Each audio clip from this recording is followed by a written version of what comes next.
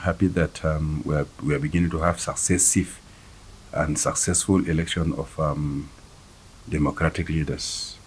Our constitution is very clear. Section 1440 of the constitution permits people to come together and make statements.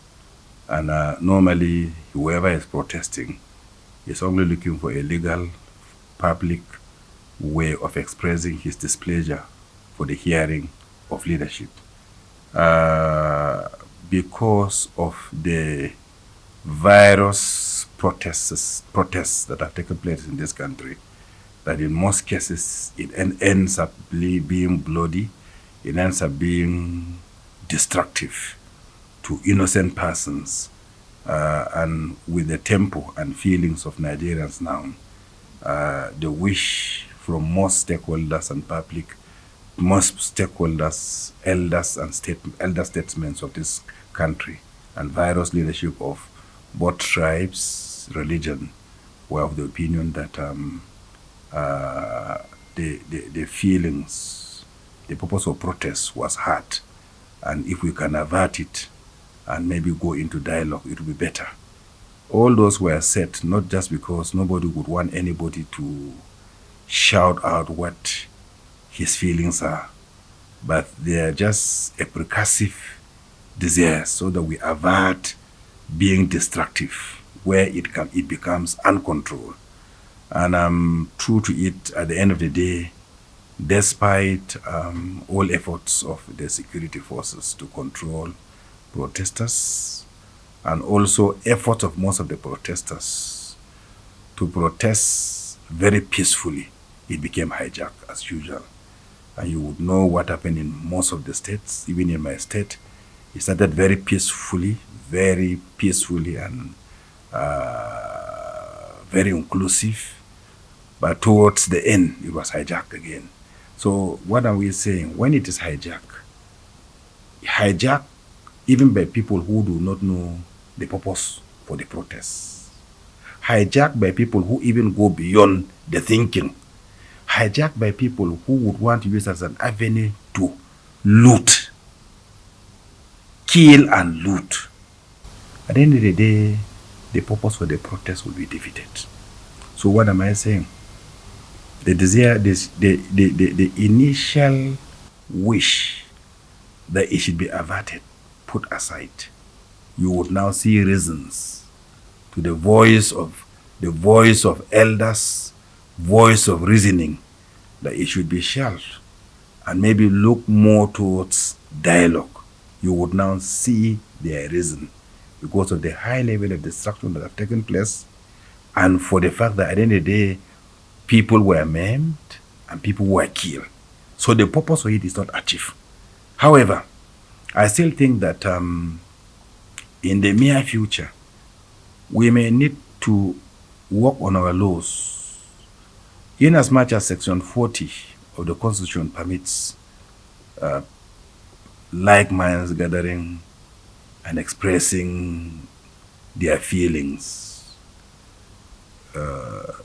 It should also be guided by the fact that whoever wants that should make some assurance of control of people will be coming out. And that person who would want to protest, they should ensure that he will be protected. While he is being protected from molestation by anybody, he should also be accountable. So that should anything happen, you should be accountable. And therefore that one will now bring the possibility of identifying, knowing the people that are going out for protests.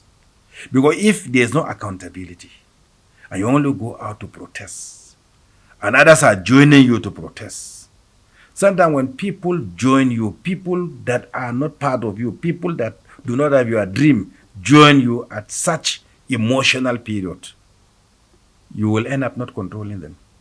And even when they go destructive, you can't control them because you don't belong to the same group. So I think that the law should, as much as possible, bring accountability, bring protection for the protester, and also bring protection to the public, so that your protests will not end up being destructive to an innocent person. Are you who is protesting? No outsider should molest you, should be protected. So in as much as you are being protected by the security, you must also be accountable for anything that goes wrong as a result of your protest. I think we need to make the law to meet that. But again, I'm glad that government and the security agencies demonstrated maturity, self-control. Otherwise, it could have even been worse than what we are seeing. I must commend them for the ability to maintain that. And I must also commend government, President Tinubu, for being quiet to watch. He was not fast to make a speech. And if he had made a speech earlier, the speech would have not been very inclusive. But to allow it to reach maturity, to know and understand the feelings of the people, it gives room to now make a statement.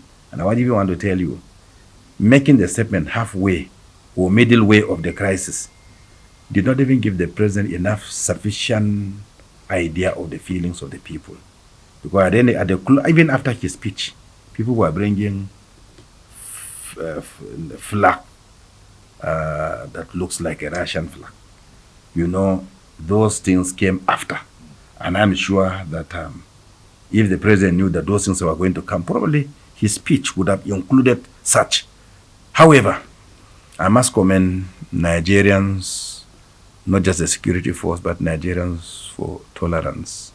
I do know that the burden is much, and a hungry person, as we normally say, is already an angry person. But there's always self-control in Nigerians. I must commend Nigerians for the ability to withstand all temptations. And I believe that just as the president have said that he has heard them clear and loud, I take that to heart. I pray that all of us, both the national members of the National Assembly, governors, all elected and political heads, it should be a period for us to really think and maybe reappropriate our minds and probably look towards meeting the immediate needs of Nigerians and the future needs of Nigerians.